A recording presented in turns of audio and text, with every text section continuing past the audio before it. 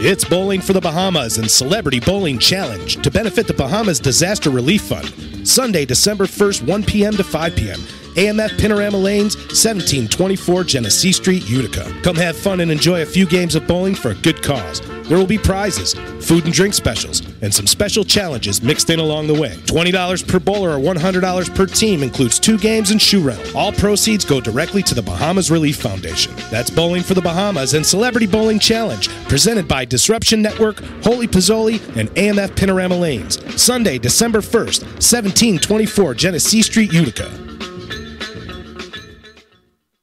So you just bought your dream home, and now it's time to move. Let's face it, nobody likes to move. All the packing, unpacking, lifting, upstairs, downstairs, and broking everything, including your back. Let the professionals at EJA Moving Company take all the stress and pain out of your move. Competitively priced moving, relocation services, office moves, and complete packing and unpacking services. They work with everybody to make it simple and easy for you to move and relocate. Call EJA Moving Company at 315-335-0516. When it's time to relocate, have EJA Moving do all the work for you. Hit them up online, ejamoving.com. Hey, Disruption Network. This is Mike Sacco, the general manager at Nye Volkswagen of Rome. If you don't know me by name, it's only because you have not received the best deal. There's only one reason to leave Utica, and that's to come see me in Rome and get the best deal on your next new, pre-owned, or certified VW. Mention that you heard this ad from Disruption Network and receive $250 off your next vehicle purchase. You'll know why our customers say,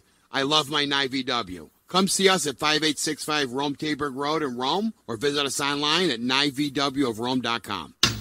Want to know what's going on at the D? Hit up DisruptionNetwork.net and check out our events calendar, brought to you by the Events Co. Find out about upcoming guests, special events, concerts, show schedules, community activities, and more. Get connected at DisruptionNetwork.net.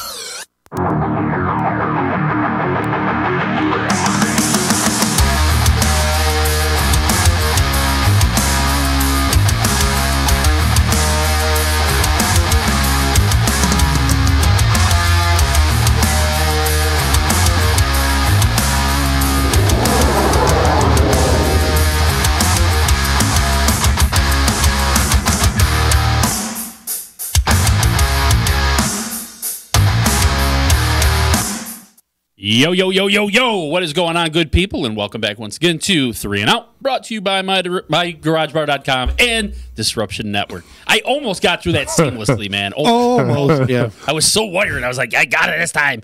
Maybe not so much. It was the jelly. Jamie's in here, and I guess Erica told him that I was going to be on my own, and he should watch out for me. And so he did that by bringing in a box of jelly donuts, which... I've been munching on. Hey, you know what? I got to move you over just a hair. Oh, this again. Yeah. Last week it was my fault for being off camera because I was off talking to JP Schofield. Yes. And this week it's totally your fault. I've been here. I'm ready to go. It's going to be an interesting show because Todd is not around today, and Z just left. And so I'm on my own here to basically... I'll burn down the building. Yes. It should be interesting. Short version is we need an adult. Yeah. I need an adult. I watched Office Space the other night, man. What a great movie. You make Steve?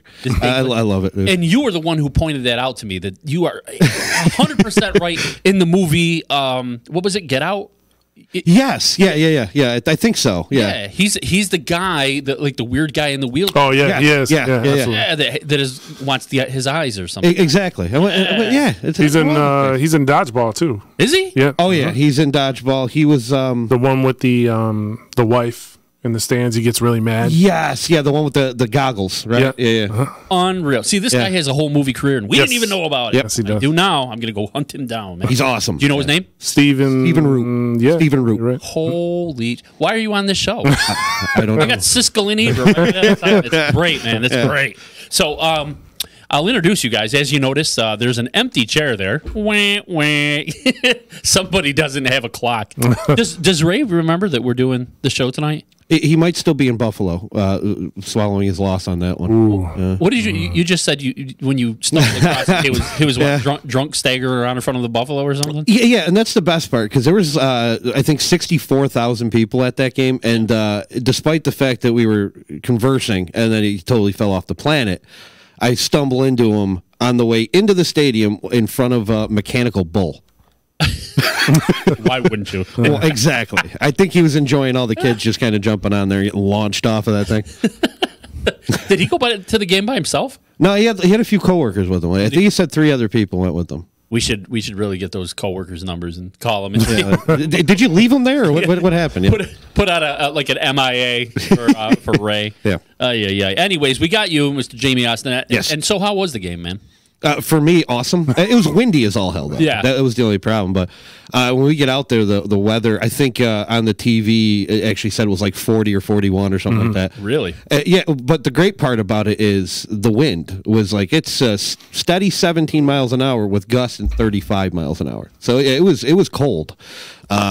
But, you dress for it. We're prepared. We knew going into that. But, man, it was a good time. Nothing went wrong. Nothing, it was smooth sailing all the way in and all the way out. It was good times.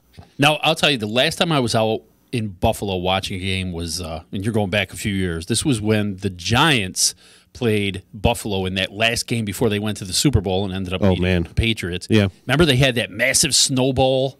Yes. Yeah. And so we were out there for that, and it was so brutal. I mean, they have like the metal bleachers. Yeah. And we were like sticking to the freaking bleachers. So just horrible. But the nice part is they got rid of the metal ones. Now they're actually plastic for the most part. And myself and Andy Kelly, who went with me, we actually had padded seats. It was great. You had padded seats? They were there just to show where I was standing because we didn't sit down at all. Oh. Yeah, I mean, we were just going at it, yelling and everything. Right on. So, okay. Oh, look at this. They're already checking in. The Nice. Moss family checking in from Florida. I love it. Is it lovely and balmy down there? I gotta ask. I'm going to tell you, obviously, she's not here either. Erica, who's a staple on the show. This is not Erica. This is not Erica. We've traded in Erica this week, but she's down in Florida, and I've been looking at all her photos that she's taking, and all I can say is jealous. Yeah. Totally jealous. Yeah. So, but we do have you, and that's one thing to get happy about. Mr. Ray Party. Yes. Our Ray number part deuce. Part due. Yeah. What's been going on, man? Nothing much. I noticed that, you had to bring somebody pretty in. Yes. Erica's not here. Yeah. Otherwise, you have to look at that mug, for the rest of the show. So thanks for the invite. We're looking for another pretty face to number 1 draft pick. That would be me. Yep. For those of you out there that are listening, if you can't tell, me and Ray have known each other a while. So this picking at each other thing is going to happen all day. This show is going to be great. You guys have known each other since like itty bitty kids. About 34, 35 years now. Yeah, pushing 35 years. Every and we're 38. So every team that we like is a rival of the other team. It's bad. It's really bad. It's bad. It's bad. Yeah. And we're this close to each other, so this is going to be a problem. I know. I almost want to spread you out since Ray's not here. No, I'm pretty sure he's going to be holding my thigh in about 10 seconds, so he's fine. At least. Either that or the Shark's getting him. I don't know which. So for anybody out there watching, if all of a sudden you see Ray, the other Ray Nation, come booking in here, leave some comments. I'll read the comments to him. We can give him a little harassing because man, wow, we're way over, huh? With him. Yeah. I guess he doesn't have a clock. Anyway, so what are we doing this week? We got a whole bunch of stuff planned. The first thing we're going to end up doing is talking about some of the games, but later on it's going to get fun for you guys because we have a special segment dedicated to the 100 top players that the NFL is doing right now. We're going to ask you guys to list your, not top 100, we'll be here all night, but you're going to list your top 100 or your top 10 players of all time. Yeah. It's going to be all very quick and believable. Everybody will love it. So there you go. Let's start out though. Last week we talked about the Dallas Cowboys, and we talked about this two-team race basically that's going on in the NFC East. And so looking at Philly, which of course is the other team that's probably still in that race, I'm looking at it here. They're 5-6. Sitting one game behind the 6-5 Cowboys. Obviously, a little bit of a blown opportunity to make up some ground last weekend. They lost to the Seattle Seahawks 17-9, and I know fans aren't really happy about that either. But there's good news, and that's that Dallas didn't do anything. It didn't do anything either this week. They met the Patriots, and they lost that one 13-9. I mean, we've talked about the remaining schedule, and I got to tell you, it looks pretty good for the Eagles. I think we've all agreed on that. But before we get into that and we talk about what's going to happen in the future, I think it would probably be appropriate to talk a little bit about where this team has been this past season, what they've been doing in the first half of the season. We weren't really sure about them. And, I mean, as I look back on some of the losses they had, first to Atlanta, and then they had another one to Detroit, I guess it kind of had us guessing what these guys were going to do. And it's been some rough sledding here and there, but I guess in true Philly fashion, just like the years past, they somehow managed to hang around. And certainly right now they're kind of back in the thick of things. So I want to kind of address that first. What were some of the issues that this team had earlier on? And I guess how did they manage to get through them and get to where they are now? You want me to go first? Friends. I thought we were going to fist fight for a second. But my problem with the Eagles stems from their lack of drafting. They really pushed all in 2 years ago for the Super Bowl, so they were picking up veterans left and right. They didn't develop anybody new. And this is what happens when you go all in. You sacrifice future draft picks for success now. And you're kind of seeing it with the Rams too now. They've basically traded all their equity for, instant success. They get the Super Bowl. They're kind of still in the hangover mode from that. Carson Wentz isn't developing nearly where they thought they were going to have. They should have kept Foles. That was my, personal opinion. It's always going to be my opinion. They brought back Jordan Matthews this week and then cut him for the third time. Yeah. They don't have a receiver that can catch a ball. Nelson Aguilar is terrible. And then when your number one is Alshon Jeffrey, and I feel like he was past his prime a year ago, you're constantly picking up older veterans. There's no youth in there. There's no energy. They kind of fall flat, and it just doesn't look right. Yeah. They're middle of the pack in offense and defense in every category. And being at 5-6, 6-6, that's what you get. So I don't view them as a threat. It'll come down to the last game, though, probably against Dallas, because Dallas is a roller coaster. But other than that, they sacrifice their future, and now you're kind of in that middle zone where you can be 500, and that's about what you're going to get. Yeah. Jamie? I mean, pretty much nailed it. They're hovering in mediocrity, and they're also one of the most bipolar teams I've witnessed. A few weeks ago, if you asked me, against Buffalo, they looked like a dominant team that week. They really did. They started to run the ball. They started using a guy like Jordan Howard, the more north-south type runner. But they were also using Miles Sanders, who I really like. That is the one draft pick that they've had over the last few years that I think has all the talent in the world to be explosive. They don't have much otherwise on either side of the football as far as young guys that are willing to take that role. But Sanders looked outstanding against Buffalo. And I thought, okay, here goes their identity. Now they're going to lean on Howard and Sanders to get them through and start running the football more. Quite possibly right now, the team that's playing the best football in the NFL is Baltimore, and they're running the damn ball down people's throats right now. They're running all over people.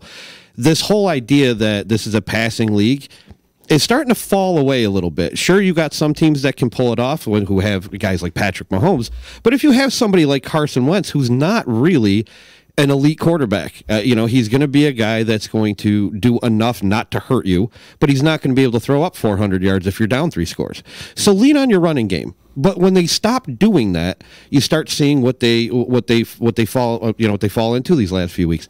This was a winnable game. Their defense really stepped up against Seattle. That's a winnable game to lose by one score to that team, and you did nowhere near enough to even put them on their heels at any point of the game. It was pretty much a worse looking game than the score suggests. Yeah, Seattle absolutely. had that in the bag because there was no fear on that side of the ball with Seattle because they knew they had this game. They almost dominated that one. And Philadelphia had no answer. The problem, though, is, what's going to happen on Sunday is Philadelphia is going to jump ship again and become this dominant team again out of nowhere. I don't even know who they're playing. I can tell you. We're going to tell you. It's going to be Miami. It's Miami. There you go. I can't believe you really just I don't know if you set that up on purpose. No, I really didn't know it. I know they play Miami this year. I didn't know it was this week. But this is the jump rope that they've been playing all season. They lay a dud and then they come out and smack somebody in the mouth. Yeah. That's what they've been doing. The funny part and what's great for them is that they're in the NFC East, and nobody wants to win that division. No. Not a damn team in that, unless there's a new team this week that I don't know about. We might have to put one over.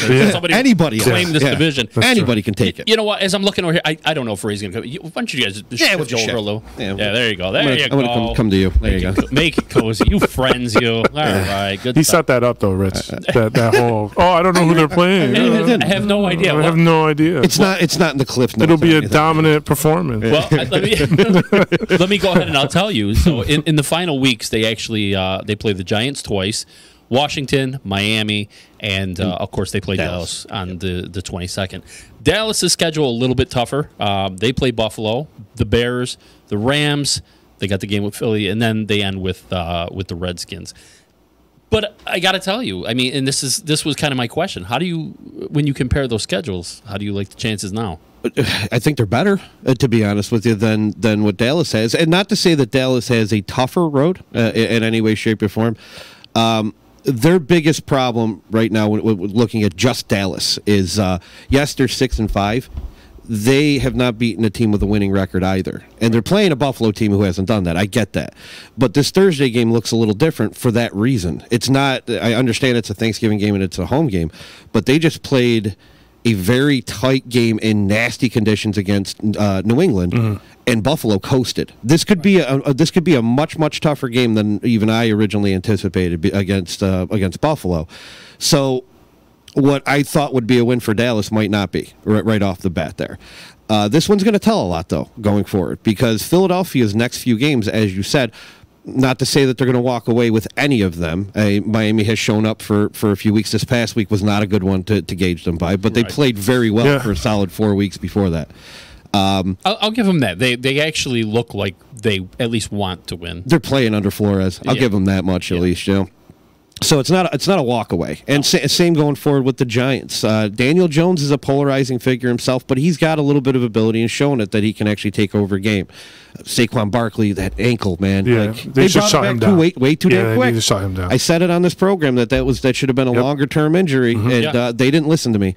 They should have called. What did he have? Like 48 yards or something? It's like 44 attempts and 82 yards. It hasn't been pretty. It's terrible. It hasn't been pretty. You know he's not running good. And the problem, though, with Philly is, if you remember, I believe it was the first week, they played against Washington, and Washington was up. Yeah. So anytime those division games, they go either way. Pittsburgh just experienced that with Cincinnati, which they should have just washed them.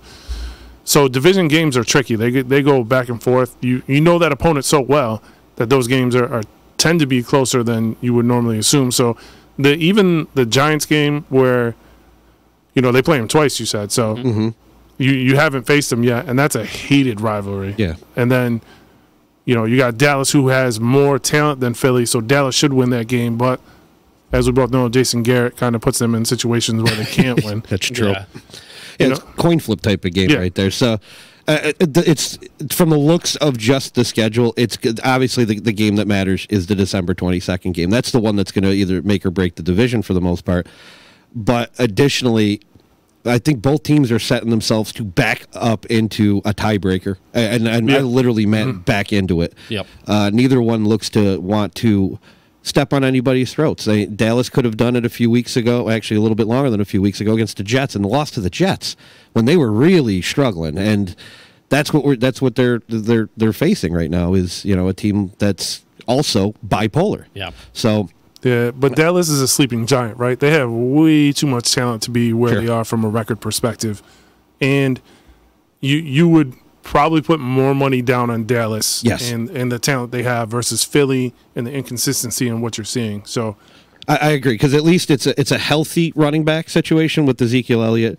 The quarterback situation's a little bit more, I guess you can say, firm as far as it goes with Prescott's been playing for the most part better than Wentz. He leads the league in passing yards. Yeah. So I mean and they rally around him, where Wentz, you heard in the offseason that there were rifts in the locker room at all points in time. So they don't they don't particularly follow Wentz. They follow the coach, where I feel it's kind of the opposite in Dallas, where they follow Prescott. Follow Prescott. Don't care about the coach. Yeah. No, not at all. Yeah. Yeah. He's just the guy on the sidelines with He's the a red hair. chucklehead. I mean, And that's what he is. that's about Chucklehead. and that's He's a about it. chucklehead. But even then, you said from a talent standpoint, Amari Cooper and Michael Gallup are probably two of the better young receivers in the NFL right now. As it is, on top of that, Michael Gallup's making some strides at least. But that's a nice 1-2 punch.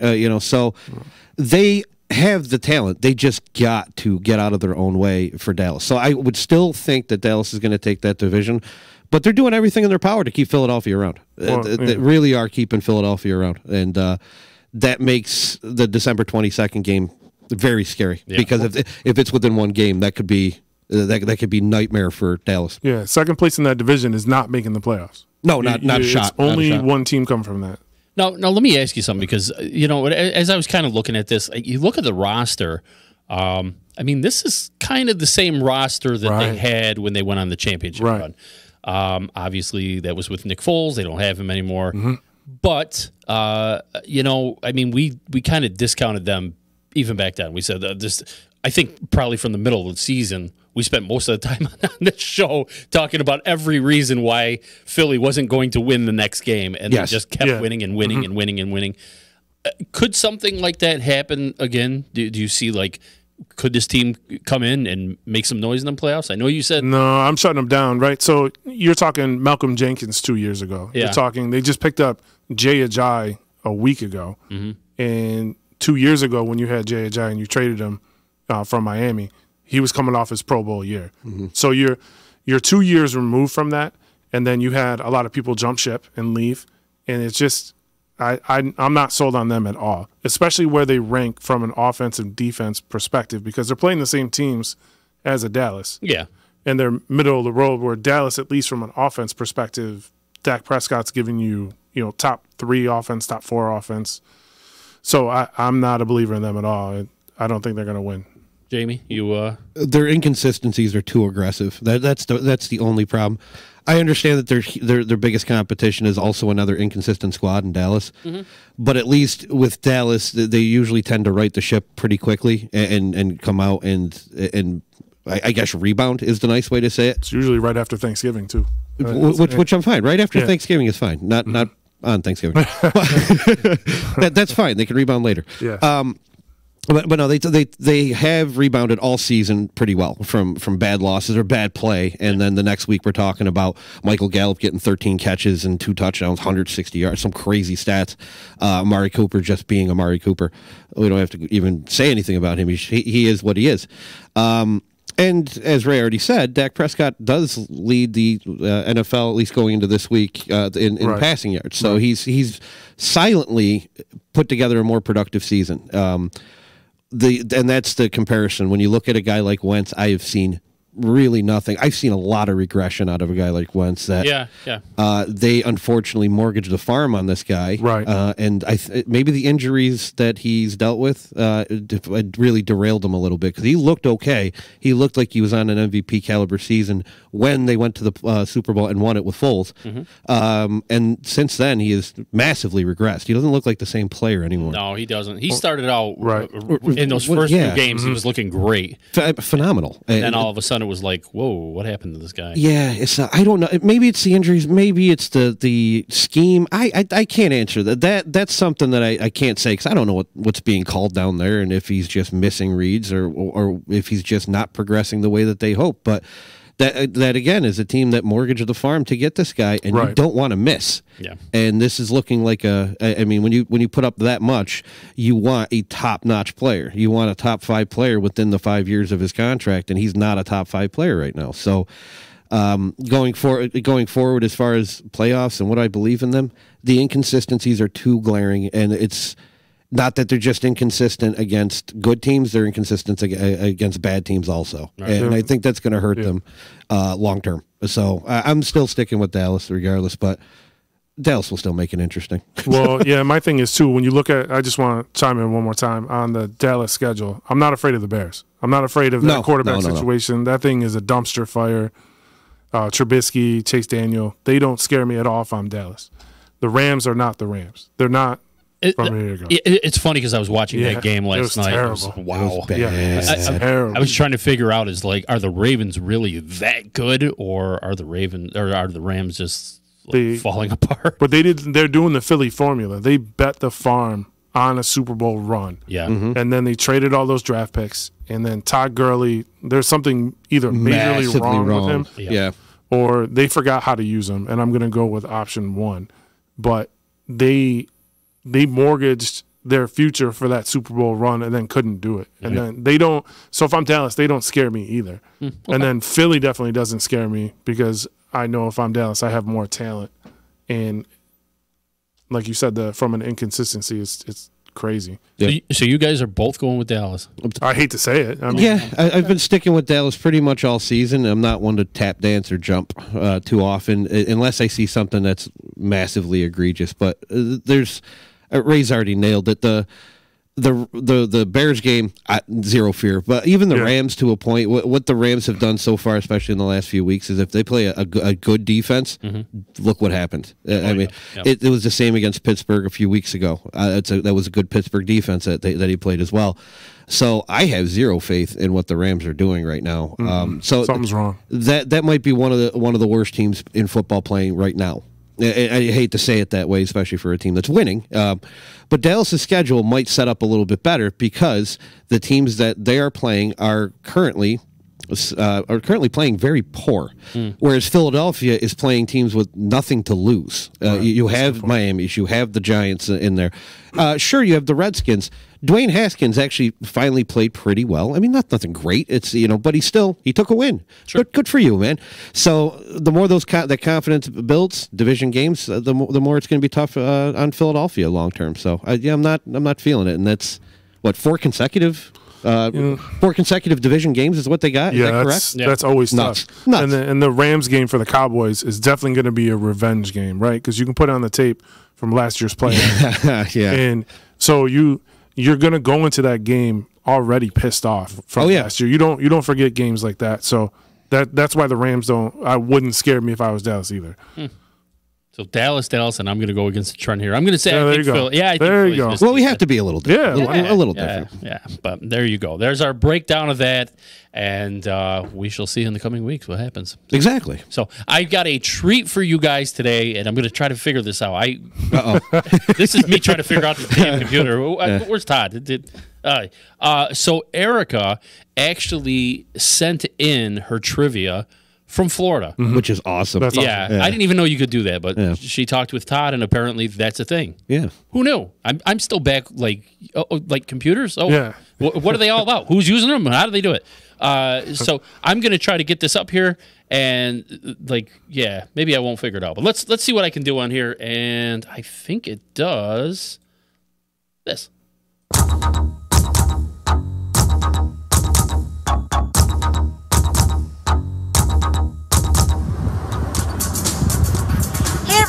I'm coming to you from the University of Florida down here in the swamp for this week's Moss's Mindbender. In honor of my location, I figured I'd ask a question regarding Gator great Emmitt Smith. I mean, the Dallas Cowboys are playing their annual Thanksgiving Day game against the Buffalo Bills, so I figured I'd go right along with that. We all know that Emmitt Smith is the NFL's all-time leading rusher, but my question is, during his 15 seasons in the NFL, how many rushing titles did he have? Again, during his 15 seasons in the NFL, how many rushing titles did Gator great Emmitt Smith win? We're going to find out that answer right after the break. Don't go anywhere. Be right back.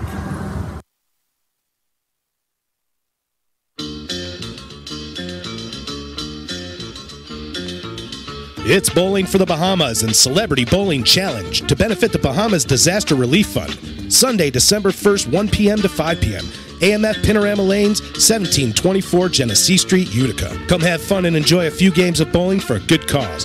There will be prizes, food and drink specials, and some special challenges mixed in along the way. $20 per bowler or $100 per team includes 2 games and shoe rental. All proceeds go directly to the Bahamas Relief Foundation. That's Bowling for the Bahamas and Celebrity Bowling Challenge, presented by Disruption Network, Holy Pozzoli, and AMF Panorama Lanes. Sunday, December 1st, 1724 Genesee Street, Utica.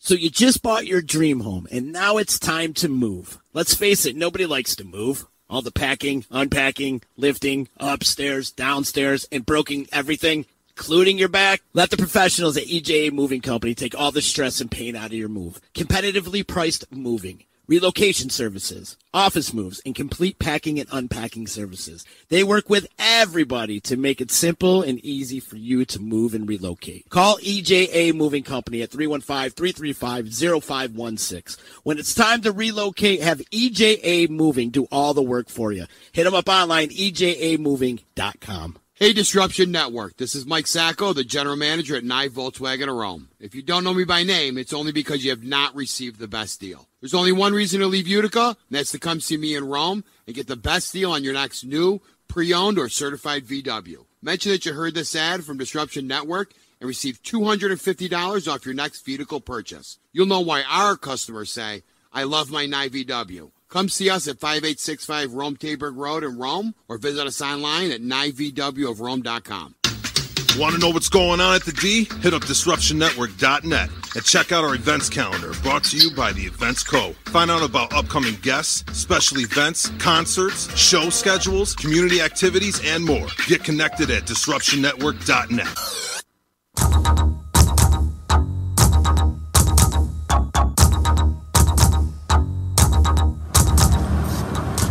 Welcome back to the second down of 3 and Out, brought to you by Disruption Network and MyGarageBar.com.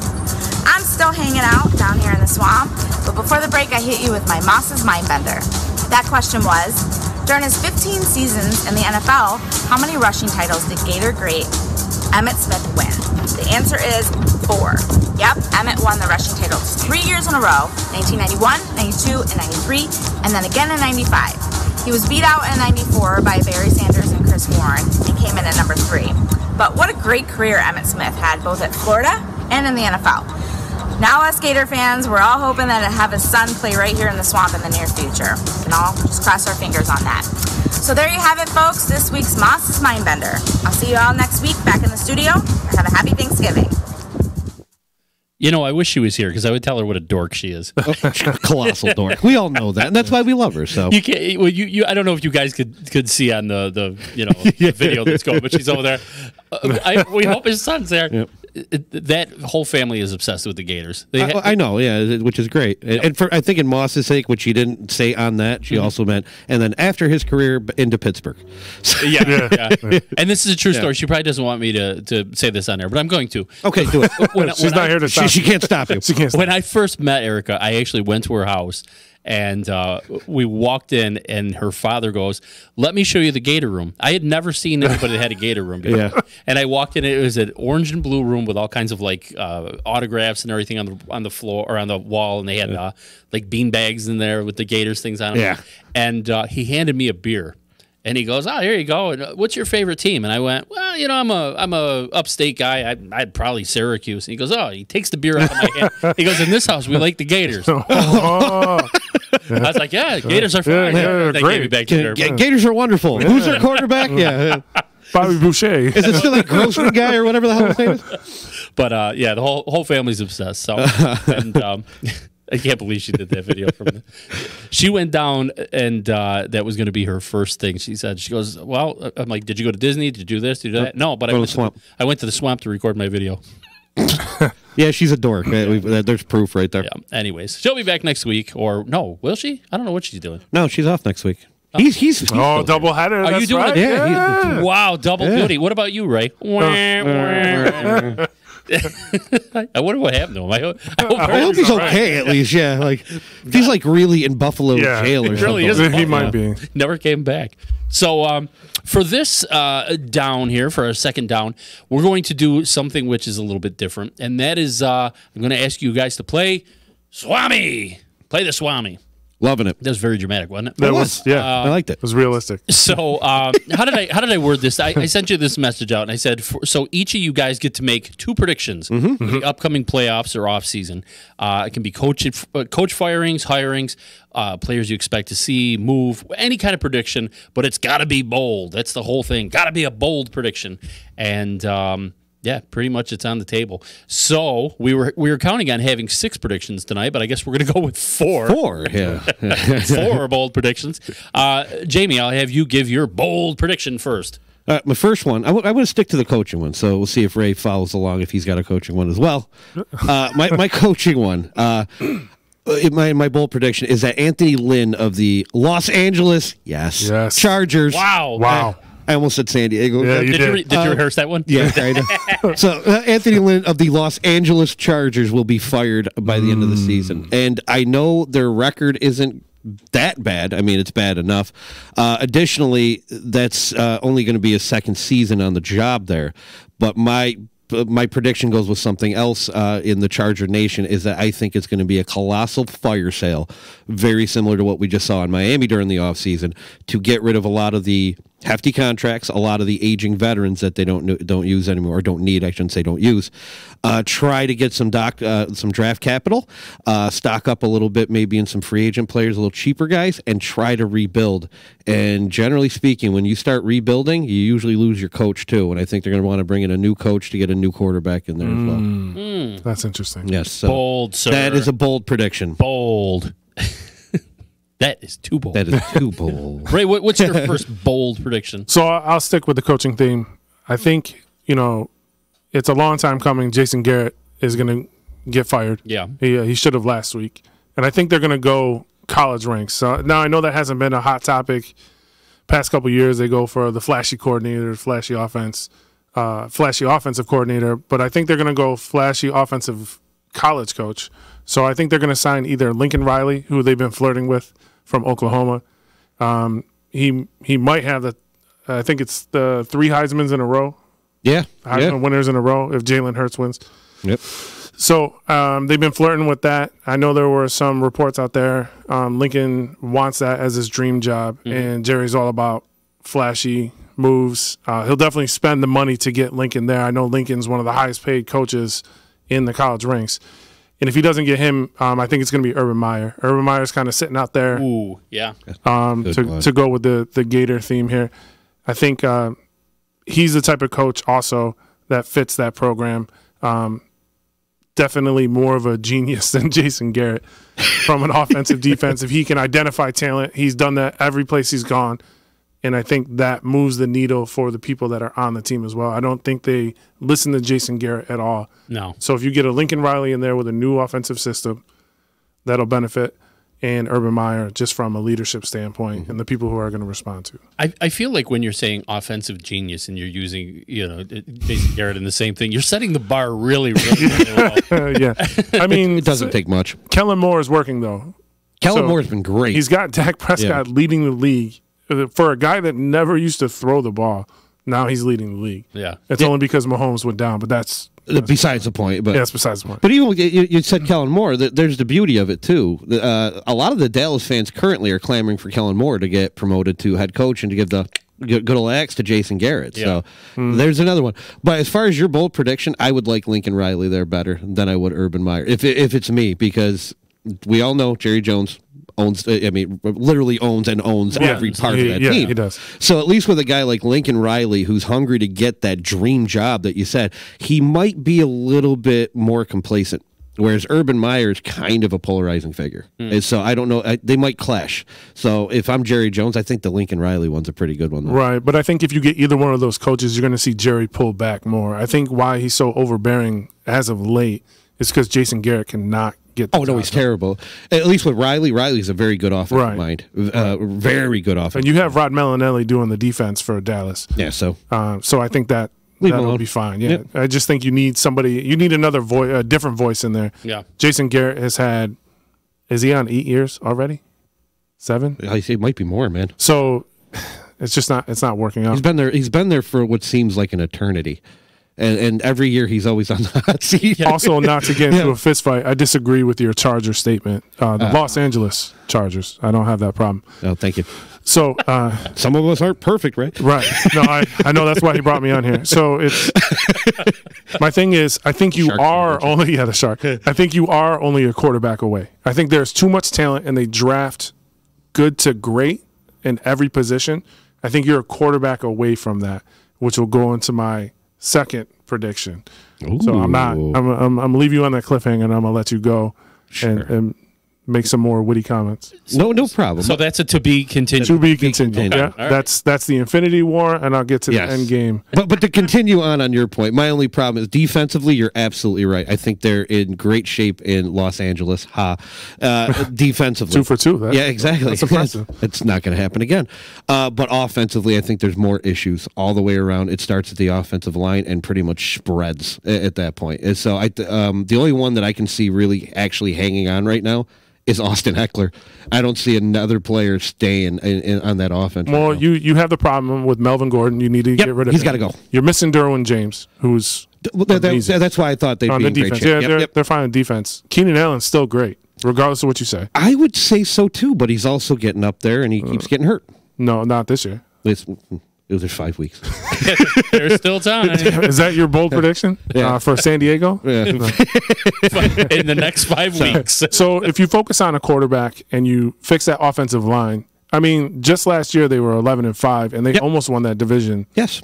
I don't think they're that far off. I don't think it's a total rebuild like it should be in other places, but I disagree with you on that.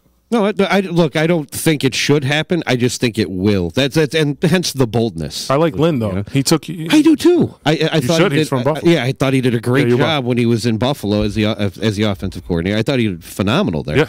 Yeah. He earned that job. But I think just the problem with the NFL for what it is, it's all about how quick you can produce results. And if you have a letdown of a season, that knee-jerk reaction just kind of happens to come. Hey, hell, we just got to watch last year an Arizona coach get fired after one season after drafting a quarterback, which I understand the guy hasn't played very well, but... What are you trying to say? What team is he on? You keep setting this stuff up for this Miami Wasn't Dolphins going with stuff, that. man. I was sticking to Arizona, but they hire a coach, they let him draft his quarterback, and then they fire the guy in 1 year and draft yet another quarterback and push the reset button. It seems to be like... I don't like that the NFL does that, but it is a lot of quick reactions, and that's what I hate. And I think this one will be like, well, you had all the pieces, and you let us down. See you later. The only thing that goes against your semi-bold prediction is they're moving into a new stadium. Yeah. So they want to keep they either want a new marquee name if you're not keeping Phillip Rivers, and you kind of want to ease into that because you're the second team in LA and you have no fans unless you go to Mexico City. Apparently, I don't know if you watched last week. They stay. They're all Charger fans. all Chargers. So That's the bold prediction. Yeah, that's the bold. The Chargers move to Mexico. if you get a new face at quarterback who's coming up on his end of the contract, move into the new stadium, start building a fan base with somebody that maybe has better recognition than Phillip Rivers, who still lives in San Diego, by the way. He drives 3 hours to L.A. I have a feeling you have your next prediction. I do have my next prediction. But that's, yeah. You know what? No, I'd say we should let Ray go on this one because he's leading into it so perfectly. I am. Okay. Yeah. I am. It's going really well. So my next prediction is Tom Brady's going to play somewhere else next year. I think That's bold. between That is very bold. I think between Belichick and Brady, we always combine them together.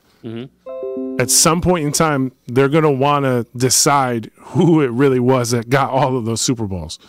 So if you take a team like the Chargers from Los Angeles, moving into a new building, getting a Tom Brady, there's your marquee name. You move into the stadium. You already have the pieces in place.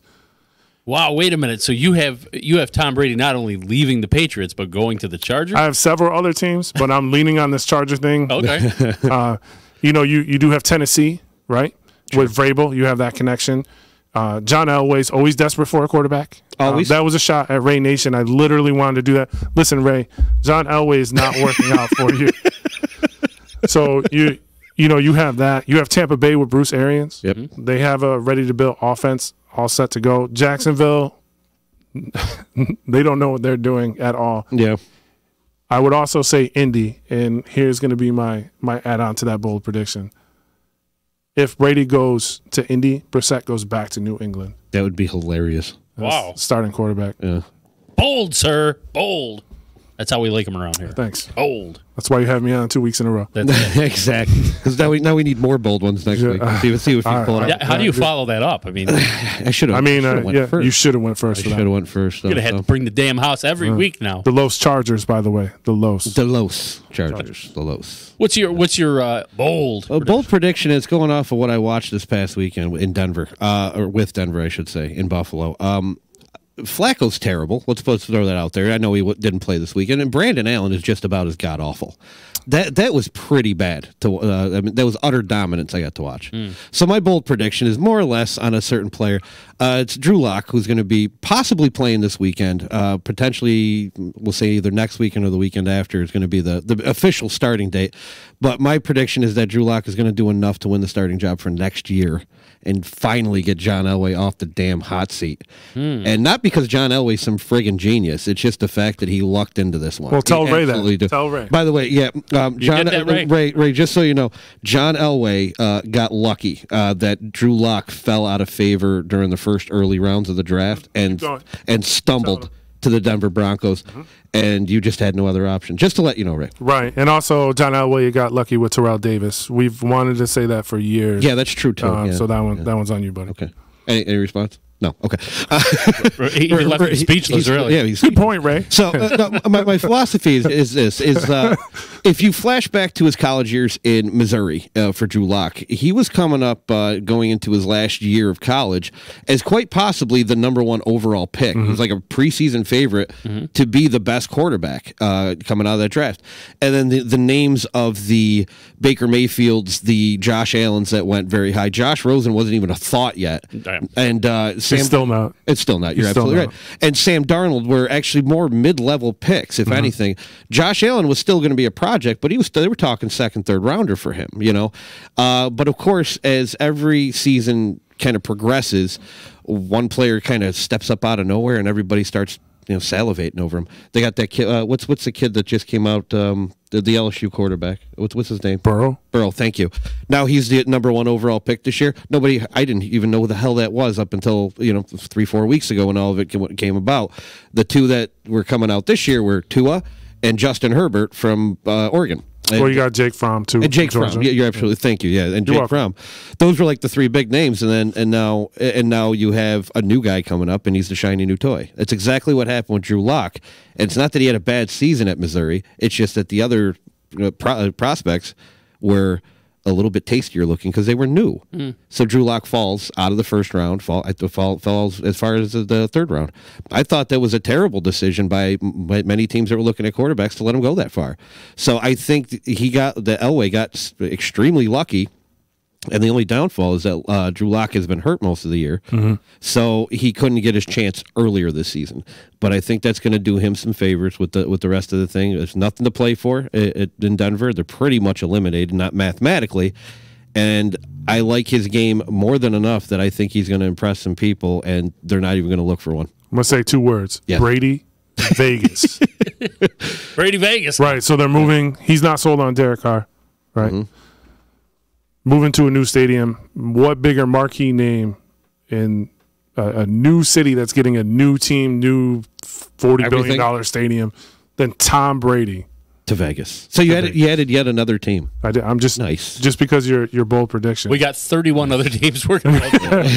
Miami, never. That's the boldest of prediction. I can guarantee that Brady will not be in Buffalo, Miami, or New Jersey next year. Well, Adam Gase is terrible. He might do that. What's funny is that I actually thought about that. I'm like, that would be my prediction. Adam Gase might get fired again, and I thought about it. I'm like, that's not that bold. He shouldn't have been hired. How did he get hired? How did he get a second job after that crap? And that press conference, man. Wow. Yeah, everybody's saying that he was stoned out of his mind. I don't think stoned was the word, but yeah, sure. We'll go with that. He was ripped. Roll with that. Yeah, he was wrecked. Like John Elway taking Joe Flacco. Right, Ray? Thoughts on Joe? Nothing. Okay. Speechless. You left him speechless twice in one show. Crazy. So before we do your IR here, sure.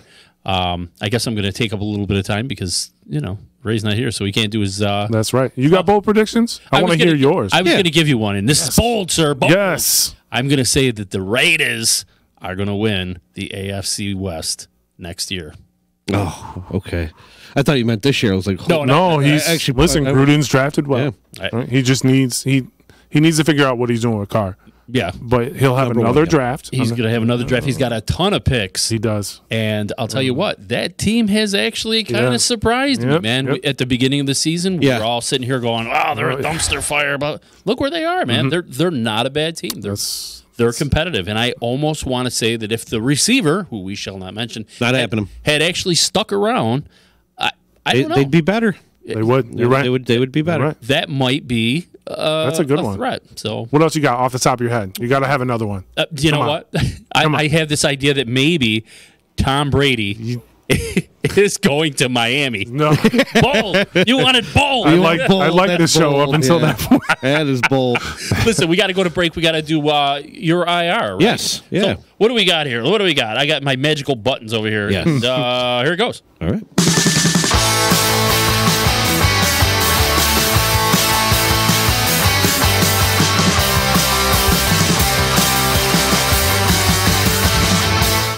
All right. I still love that music, by the way. Yeah, that's nice. Kudos to Todd. Exactly. So let's get going on this week's IR. So being in Buffalo this weekend at the game kind of hurt a little bit because I couldn't really see too many of the injuries. But as I looked at the injury report from this past week, saw a couple players in the Washington Redskin game, both on the Redskins, leaving for what is called a stinger. And I pretty much decided, hey, why not explain what the hell that actually is?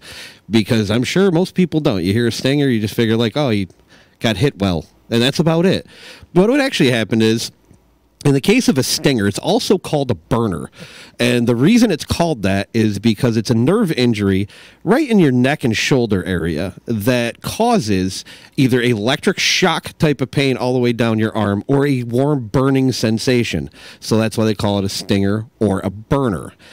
The way this is done is it's usually done by tackling. And what happens is you drive your shoulder into somebody's body and your head goes the opposite direction of the shoulder you hit with. It puts a strain on a bundle of nerves. It kind of acts like a cord, an intertwining group of nerves that runs through your neck and down your shoulder, called your brachial plexus, by the way. And it causes strain on that to the point of its actual small amounts of nerve damage. And that's what causes those types of sensation.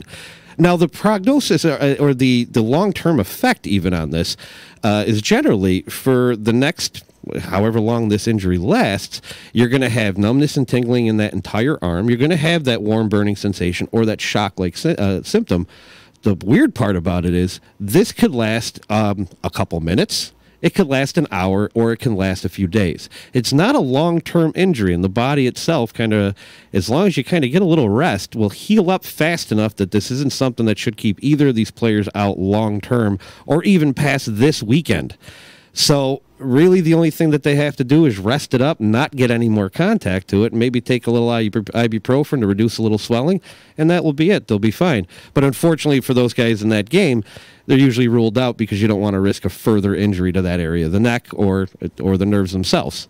So for this week's IR, I am Jamie on behalf of MyGarageBar.com and Disruption Network, and we'll see you right after this break.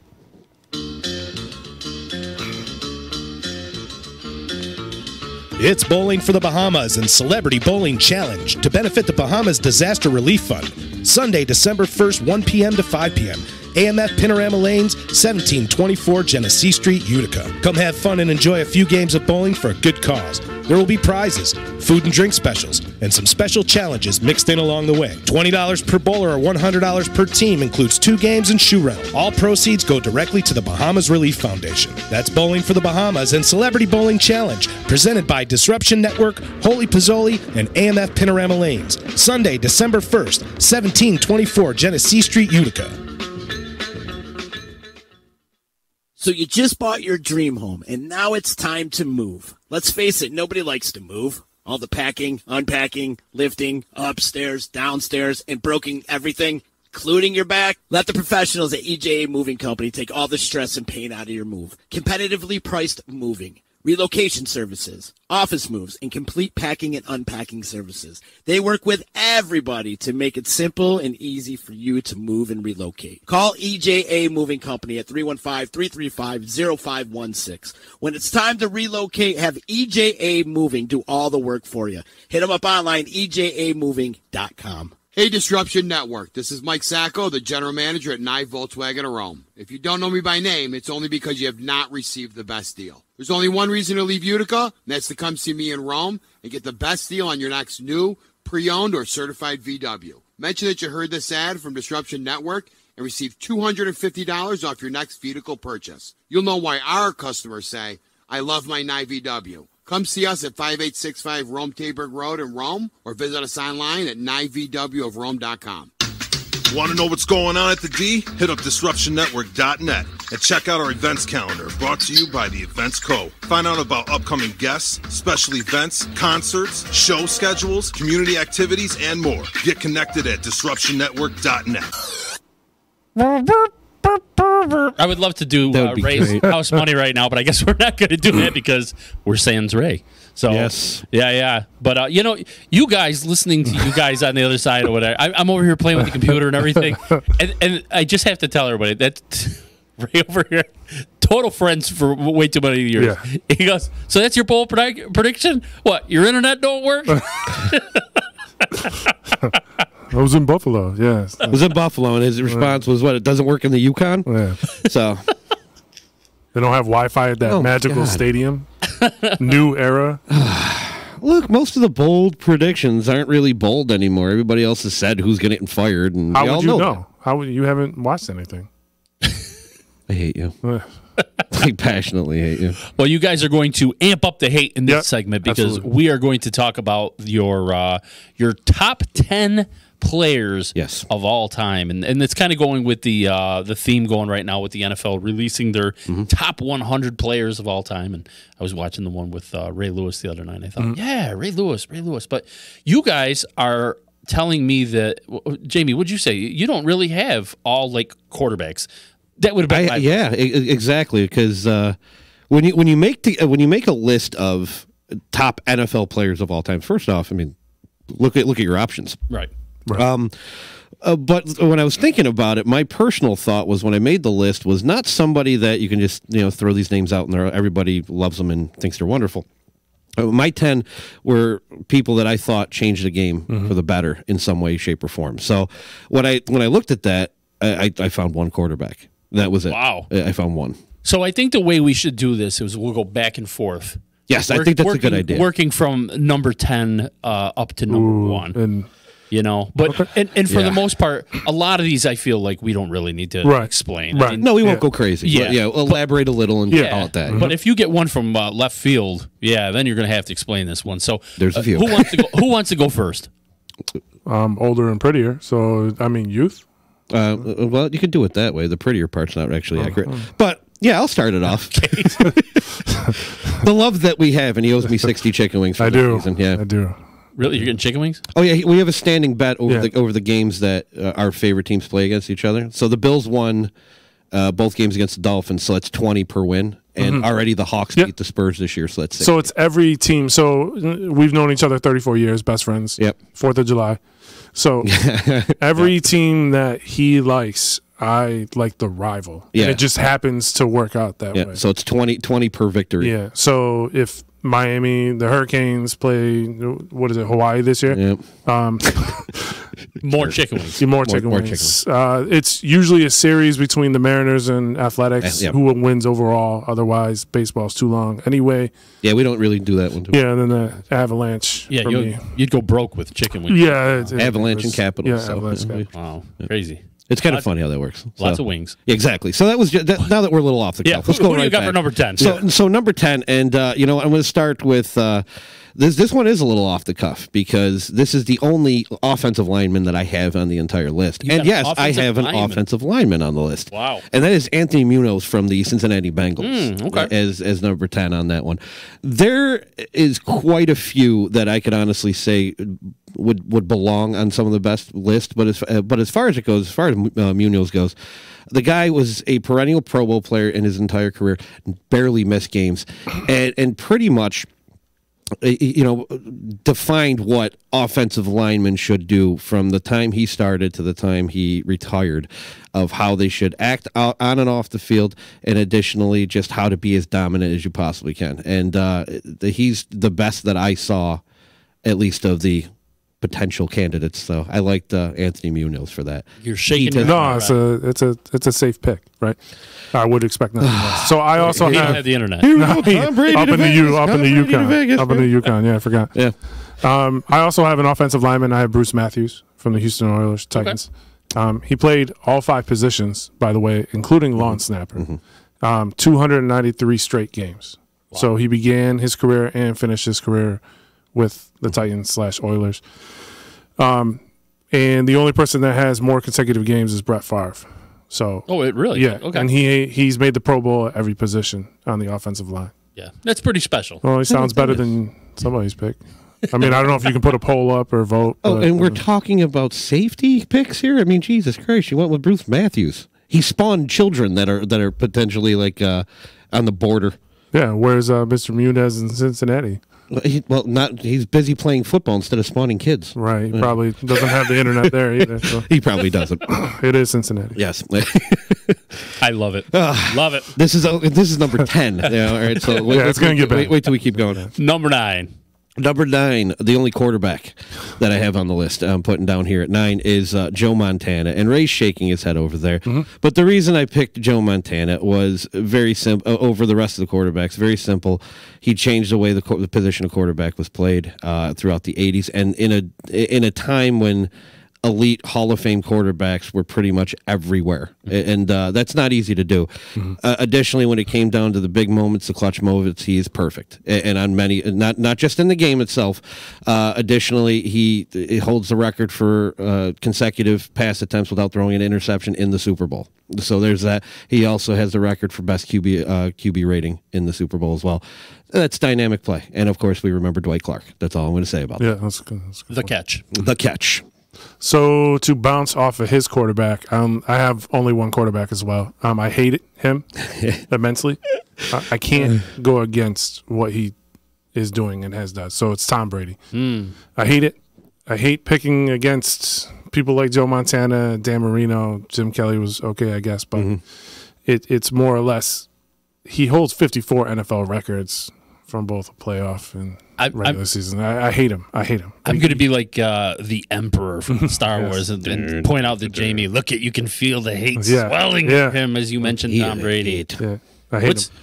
And you think he's not even on the list, Tom Brady? No, because, again, my reasoning for all these players were players that changed the game for what I say is the better. And this was a specific one that I think does not change it for the better, mostly because... Change it for the worse. Yeah, no, he's right. Which is 100% true, because, I mean, we'll take the scandals away. There's been too many to count.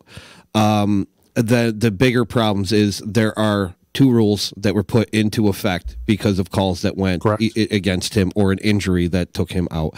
And I hate that. I think it's the worst thing in the world that you can't touch a leg anymore of a quarterback because of the ACL injury Brady suffered against Pittsburgh.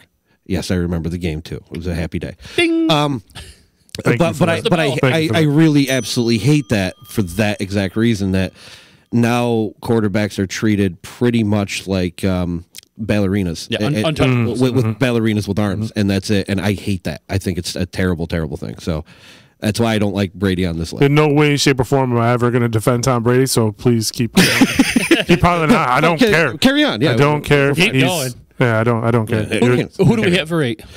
Number 8 is going to make you happy. Mean Joe Green. Absolutely. A dynamic anchor of the Steel Curtain defense throughout the 70s. And as far as what he did to change the game, he made that position, among a few other linebackers, Dick Butkus, to be that that gritty, tough, bloody mess of a position that it's become. And I think he was one of the nastier to do it, at least. There's been some, I think, that are better, but he was one of the nastiest to do it. You're never going to get me to dispute Mean Joe, of course. Absolutely, yeah, man. You'll get ready to do it, though. Oh, here he comes. I don't. I think that's a solid pick. Okay. It's not a safe pick, right? Thank you. You have to go through different eras to figure out top one. There's 100 years, right? So I'm fine with that pick. I guess, suck up to your boss. But so I'm going to pick Tony Gonzalez. When you think of number one tight end, just like there are a couple other positions when you think of Tony comes to mind, maybe with two others, but he leads. Yeah. He's the all-time leader in yards, touchdowns. He is the greatest tight end. He changed the game. I know Kellen Winslow was there, but from a receiving tight end perspective, he was consistent through all those Kansas City Chief teams that were terrible. Go back and look at the quarterbacks throwing to him. But it's just going to be Tony Gonzalez at number 8, and I know he's not going to debate that one. No, I'm definitely not, because first off, I'm happy as a tight end. Yeah, because I wasn't able to find one that I thought was there, because the only other one you can even make a small argument for is Shannon Sharp. I would agree. And that's it. Really, no Antonio Gates in there, huh? Injuries derailed him. I don't think he's one of the best for that reason. And besides the fact he was the third along the line of receiving tight ends, those other two had already had long established careers when that happened. Well, and then especially from San Diego Charger, because that's what he was. Yeah, he was actually in San Diego. It goes from Kellen Winslow, to Antonio Gates. I'd agree with that. So it's you have a lineage going on there too. So. Yeah. Chargers getting a lot of love tonight. They are a little bit. Only in Mexico City. Oh yeah. Viva los Chargers. Viva los Chargers. We're on the internet, so we are global. We just don't know anybody. Just not in Buffalo. Yeah, exactly. What do we got for 7? Number 7. Ray's like staring over here. He's like, "What is he going to say?" No, I know what he's going to say. No, you're not. No, you don't actually. Okay. The one I think Ray is thinking. I actually have a list longer than 10. Is now wiped out of this list. But number 7 is Ronnie Lott. The only story you can really say about this when it comes to safety and how bad these guys wanted to play, there is a story that came out that Ronnie Lott dislocated his pinky and had them cut it off on the friggin' sideline so he can get back to the game quicker without pain. Yeah. They cut it off, dude, and you're Yeah. trying to play without the pain. It's not replacing it or throwing it back in spot. They cut it off. Those guys back then were that's great. different breed of cat. And that's it. And you just look at hear that story and go, yeah, you're probably one of the best ever. He lost that game though. Who cares? He lost more than the game, man. I don't know if he lost that game. I just want. It reminds me too. Remember Jack Youngblood? Yep. Jack Youngblood played with what was it, like a fractured leg or something? He went back in the game. Went back, kept going. Didn't care. Lunatics back then. Absolutely lunatics. Now they're like, oh, he hit me. He touched my face mask. I need to come out for 3 plays. Helmet. Yeah, it's over. So and even if Ronnie Lott lost the game, who cares? He also lost the ability to hold a cup. Oh my God. Not the physical jockstrap. No. I was confused for a second. I'm sure he can handle that still. If not, he'll just cut it off. So Who's your 7? So to kind of go off the defensive back safety, mine's Deion Sanders. So he might not have a lot of the flashy interception numbers, but they shut down that entire side of the field, and you couldn't throw it to him at all. Right. Now he couldn't tackle for crap. He wasn't paid to tackle. He would have astronomical numbers if they actually tested him throughout his career. He just shut that entire side down. You couldn't do anything. You're talking 4.24 speed, a punt returner, kick returner. 4 or 5 different teams. He's an all-pro. You can't do it. Jamie, you're 6. My number 6. This is the first of a few running backs that I do have. That's probably the position I have the most of. Is running back is Barry Sanders. Enough said. But the one stat that says is he's the only player currently in NFL history to have 1,000 yards rushing in every one of his first 10 seasons, and I think he only played 10. I don't think he even stepped on the field for the 11th. Yeah. So because he was having that big dispute, he wanted to leave. Detroit wouldn't let him go. He wanted to play for a winner, and he said, "You know what? I'm done. I'm hanging him up." Over 15,000 yards in 10 years. Just think of the dominance right there. Absolutely. I mean, you're averaging 1,500 yards. Basically. And if he had kept playing, wow, he'd be the one that everybody's chasing. It wouldn't be the way it is right now. He would have shattered that record. Yeah. But he also, look at how he played. He made it. He made the position something that you don't have to go north and south. You can do whatever the hell you want back there. Don't ever do that, but I don't recommend anybody else doing that. No. But he was able to do that, and pretty much you had to watch every carry because you never knew when it was going to happen. All right. Number 6. Mine's Deacon Jones, defensive lineman from the Rams. Yes. So he's the one that coined the term sack. They didn't start keeping track until halfway through his career.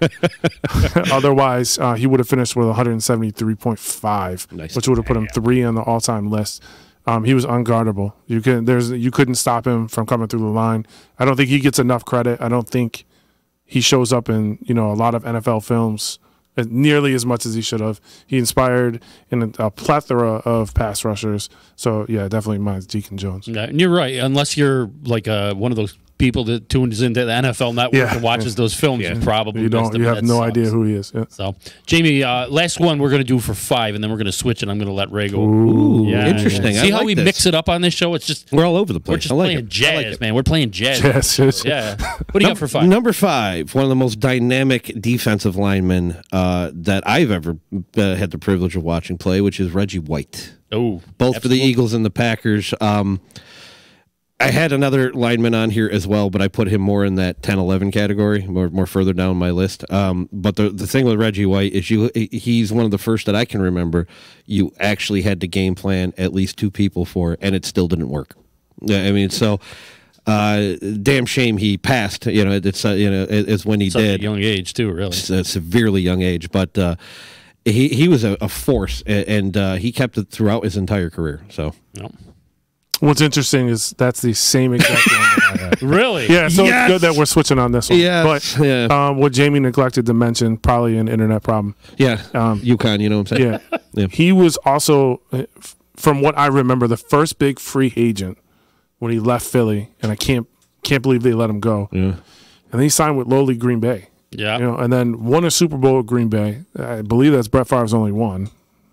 It is. Yeah. It is. No, and it just changed that whole dynamic, especially from a Favre perspective. So he definitely wouldn't have won that Super Bowl without Reggie White, much like John Elway, Terrell Davis, for Ray.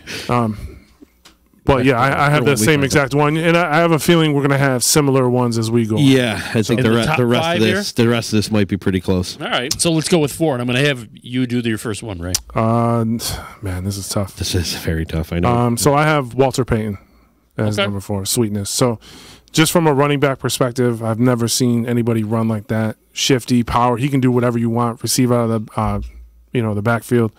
He kind of changed that dynamic as well from a receiving running back standpoint.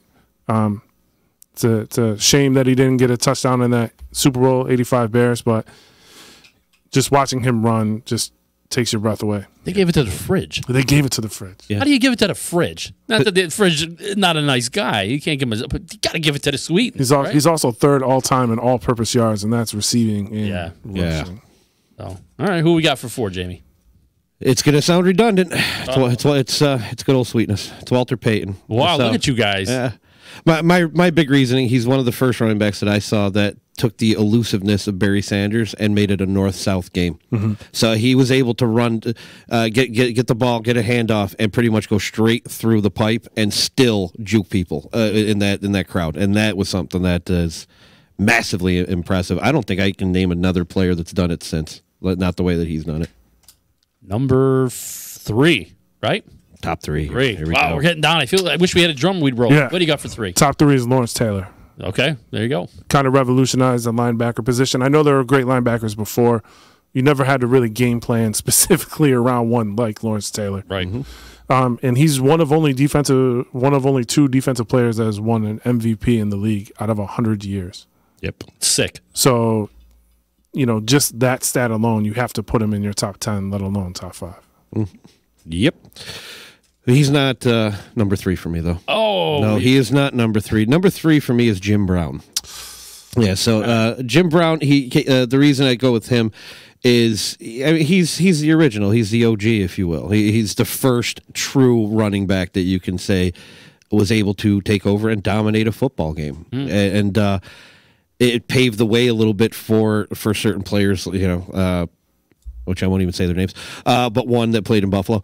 And then guys like Franco Harris that still developed nice careers of being bruising running backs. And still Jim Brown is still the name that you think of when you think of old school running backs. It's Jim Brown. He revolutionized the position all those years ago and never looked back, basically. So yeah, I was watching him chat him up the other day because he was one of the ones they were mentioning on the football show. He's a Cuse grad, if I'm not mistaken. He is a Cuse grad. Yeah, Syracuse Orangeman. Oh yeah. Number 2, Jim Brown. So funny thing is, I don't know how we got on a Buffalo Bill topic with Jim Brown, but I would say he definitely influenced Earl Campbell, Gale Sayers. I'm assuming it was Thurman Thomas was who you were saying. No, it was actually the Juice. OJ. Yeah. I thought we don't. I know we don't say his name. Yeah. But the stat that sticks out for me, besides what Jamie said, is 5.2 yards per carry. That is ridiculous. Nuts. Yeah. And he's doing it with 6 guys on his back. I mean, he's just plowing through people. So he's my number 2. It's like a car. It is. It's like driving a car. Jamie, so your number 2? Let's not get overwhelmed here. It's Lawrence Taylor. Yeah. LT. I mean, funny how that works. Yeah. Seriously, it's just kind of funny how that flip-flop there. Yeah. Just to even go with that, I think players were scared to get off the bus when they were playing the Giants. Yeah. I mean, nobody wanted to get hit by this guy. And if you need proof, ask Joe Theismann because his leg has never been facing the right direction. Does he still have one? I think it's there. I just don't. It's like on his neck, but it's there. It's on his neck. They say he has a leg. Yeah. It's near his neck. Just throwing it over somewhere. his shoulder. The fact that Theismann was able to actually do anything again is amazing. Yeah. Because that was, and the worst part about it is it was a totally clean play. Yeah, 100%. But man, it was one of the most violent players I've ever seen in LT. So the moment of truth. It has to be the same person. This one has to be the same guy. But what if you saw Jim Brown go against Lawrence Taylor? Who wins that? Oof. Basically, what happens is the pads collide, and then a beam of sunlight comes right where it happened, and an angel starts singing, and then both of them are hugging and walk away arm in arm. I'm assuming your number 1 is Jerry Rice. Yeah, it's totally Jerry Rice. That would Jerry Rice. Both you got Jerry Rice. I mean, that was difficult. Yeah. What? You can't. Can you say anything? Well, because the man owns every freaking. He does, but it's exactly. He's great off the field. He's great on the other. There's nothing to hate, except I guess that he's a 49er, but. Yeah, you have to really have a lot of colossal hatred for a 49ers to not like Jerry Rice. I mean, small school in Mississippi Valley State, and kind of just work ethic and worked his way into being the greatest receiver ever. Really, if you ask any trivia question on receiving, your answer is always Jerry Rice, and there's probably a few quarterback records that I will still say Jerry Rice. So. Who's thrown the most passing yards? Probably Jerry Rice. Yeah, probably. Yeah, you can throw out Jerry Rice safely on almost every single question. Who's got the most tackles? Jerry Rice. The most tackles. Some guy up in Buffalo, right? No, that doesn't happen. Same with Miami. So just a couple names on there. J-Lo I'm shocked that you guys didn't know Emmitt Smith. No. Wow. Yards do not make greatness. That was kind of my thought, and I hate to say it that way. But basically, he had a long career. He was a very good running back, but it wasn't. Really, his blessing was the longevity of his career, and just the fact that you stuck around does not make you look like one of the 10 best, I guess. Well, that offensive line was absolutely ridiculous. So it always gets mentioned when you talk about absolutely, Emmitt Smith, is the offensive line that he had. I probably wouldn't put him in top 10 because he came from Florida, so I don't. See, I'm not that spiteful. Moss is shining up. She's like, as we speak. She's coming back. Yeah, she's coming back. Just to dot him. But not even that. Basically, if we did a top 11, the entire offensive line of the Dallas Cowboys would have been 11 because they were that good, and Daryl Johnston would have been like 11.1 or Novacek. But and then you got Michael Irvin, Mr. Pushoff. Like it doesn't. I wouldn't take any of them. You have some hatred. Not really. And no Dan Marino in that list. I was actually kind of surprised. Yeah. He's not even my second top quarterback. Really? He'd probably be top 5, but okay, number 5. So I'd probably put Peyton, Drew Brees, Montana. I said Dan Marino specifically, knowing that he's the Dolphin fan. Thinking, nope. Someone's gonna get him. I'm objective. No love. All right. No, you got to be objective. I'm objective. What about you? What's your top 10? I don't have the whole 10, but I will tell you, absolutely, Jerry Rice would have been number one. Like you said, you can't go against the guy that owns every freaking record. And I know he was hanging around the league for a while, but still, he had most of those records well before. Secured. You're right. He had a majority of them long before he became a Raider. That's the. He was a Seahawk too, and a Bronco too. Right? Yeah. Didn't he play for the Broncos at the very end? He might have. He might have signed and just kind of tipped the hat and said. I just remember him on the Seahawks. I'm like, why? Yeah, why would you do that to yourself? Why are you doing that? You're the greatest. Yeah. You're the greatest. He must really like Seattle. So. It's a division rival. Good stuff. Well, listen, guys, I had a blast. I'm looking at the time. We're way over tonight, but this was one. This was a fun one. Yeah, this was one of the funner. Is that a word? Funner show? More fun. More fun would actually. Funnest. It's one of the funnest. Call it funnest shows that we've done. And yeah, man, I can't wait till next week when Moss I know will be back. Right? No. Doubleheader. This guy. I might have to call in Moss all the way from Florida, but just as like a safety net for good old Raymond there. Yeah, for no show. I think we have to put out like a search party for him. I think we do. Yeah. You know what it is? Ray works massive hours, and I'm sure right now he's probably like punching away at the OT or out. He might be sleeping. He might need some rest. Yeah. Plus the drinking probably knocked him out since Sunday. So. Oh, he was feeling no pain when I ran into him. When you run into somebody at a stadium standing next to a mechanical bull, that's a sign you will not be there on Tuesday. So, anyways, guys, on that we're going to call it, and we'll be back next Tuesday, of course. Yes, with the lineup TBD. There will be at least 3 of us here. That's pretty good odds. I wonder, is that your bold prediction? That is my bold prediction. My other bold prediction is that less than 9 former musicians will own the end of the Dolphins by the end of the season. Wow. Yeah. Crazy. It's currently at what 30? I don't know. How's the Toronto Bills doing? That's going to do it for us, man. So for Jamie, for Ray, and for the other Ray. Yeah. I'm Rich Masucci. You guys have a great Thanksgiving. Okay, coming up, yeah. And we'll talk to you next Tuesday. Sounds good. All right, cheers. Later.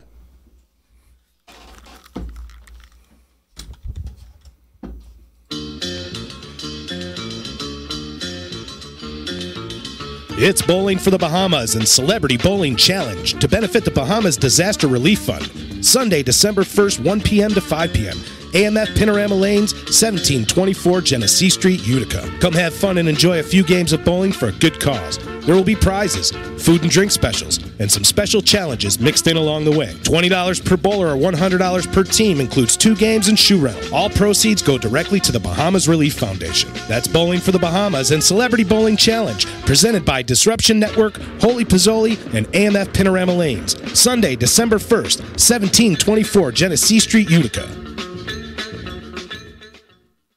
So you just bought your dream home, and now it's time to move. Let's face it, nobody likes to move. All the packing, unpacking, lifting, upstairs, downstairs, and broken everything, including your back. Let the professionals at EJA Moving Company take all the stress and pain out of your move. Competitively priced moving, relocation services, office moves, and complete packing and unpacking services. They work with everybody to make it simple and easy for you to move and relocate. Call EJA Moving Company at 315-335-0516. When it's time to relocate, have EJA Moving do all the work for you. Hit them up online, ejamoving.com. Hey, Disruption Network. This is Mike Sacco, the general manager at Nye Volkswagen of Rome. If you don't know me by name, it's only because you have not received the best deal. There's only one reason to leave Utica, and that's to come see me in Rome and get the best deal on your next new, pre-owned, or certified VW. Mention that you heard this ad from Disruption Network and receive $250 off your next vehicle purchase. You'll know why our customers say, I love my Nye VW. Come see us at 5865 Rome Taberg Road in Rome, or visit us online at NyeVWofRome.com. Want to know what's going on at the D? Hit up DisruptionNetwork.net and check out our events calendar, brought to you by the Events Co. Find out about upcoming guests, special events, concerts, show schedules, community activities, and more. Get connected at DisruptionNetwork.net.